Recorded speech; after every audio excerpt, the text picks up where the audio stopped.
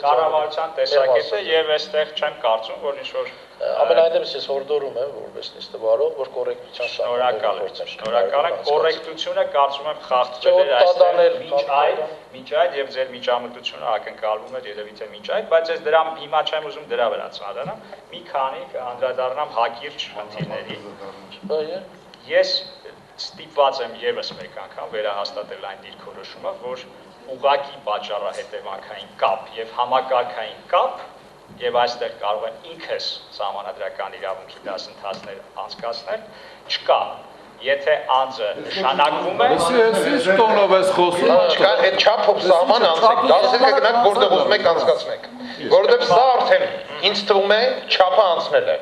Ինչ է նշանակում, ես դեռ կարող եմ դասեր անցկացնել։ Դուք վիրավորում եք այստեղ նստած բոլորին, եւ դա անթույլատրելի է։ Ես նիստվարողին ոչ եմ անում, եթե այդպես է շարունակում դադարեցնել ես։ Ես մեկ անգամ շահացնում եմ կոռեկտության սահմաններում փորձել որևէ մեկը ձեզ այդպես չի դիմել այստեղ։ Բայց դուք դες թույլ եք տալիս մեզ այդպես վերաբերվել։ Կավարտեցիք։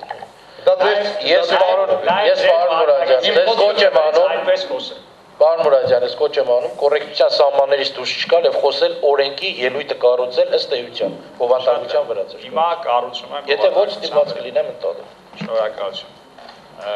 Ինչ վերաբերում է բուն բովանդակությանը, քննարկման առարկա եթե այստեղ դառնար մարդու իրավունքների պաշտպանի զեկույցը ներկայացնելու սահմանադրական հիմքերը, այլ մարմինների հիմքերը մենք կներկայացնեինք եզրակացություն դրա վերաբերյալ։ Եթե քննարկման առարկա լիներ, ինչը պարոն Մարուքյանին զարմանքը հարուցեց, որ ինչու է դատախազը ինքնին ներկայանում, բայց եթե ամբիոնից կա, եթե քննարկման առարկա լիներ դատախազի հաղորդում ներկայացնելու հանգամանքը, մենք կներկայացնեինք դրա վերաբերյալ մեր կարծիքը, քանի որ այստեղ պարոն Մարուքյան դատախազության մասին օրենքի փոփոխությունների նախագիծ կա, դրա համար կառավարությունը ըստ ԱԺ կանոնակարգի եւ համաձայն իրավասու է տալ իր կարծիքը, որը եւ ներկայացրել է։ Անշուշտ դուք եք որոշելու, ընդունեք այդ կարծիքը, թե ոչ։ Պարոն Մարուկյան, խնդրում եմ քննարկում մի ծավալեք։ Ինչ վերաբերում է նրան, թե արդյոք այն, որ այս մարմինների ինքնին այն նախորդ հատուկ օրենքներում ամրագրված գործողությունների հետ կապված, որ չի ներկայացվել, արդյոք դրանից բխում է, որ դատախազը պետք է գա եւ ներկայացնի հաղորդում, որը քննարկման առարկա է, թե ոչ, իմ կարծիքով ոչ։ Երբ կներկայացվի օրենսդրական նախաձեռնություն բոլոր այդ մարմիններին զրկելու այդ ազգային ժողովին զրկել այդ մարմիններին լսելու իրավասությունից, մենք դրա գնահատականը կտանք կամ ընդլայնելու, սա քննարկման առարկա չէ եւ նյութ չէ։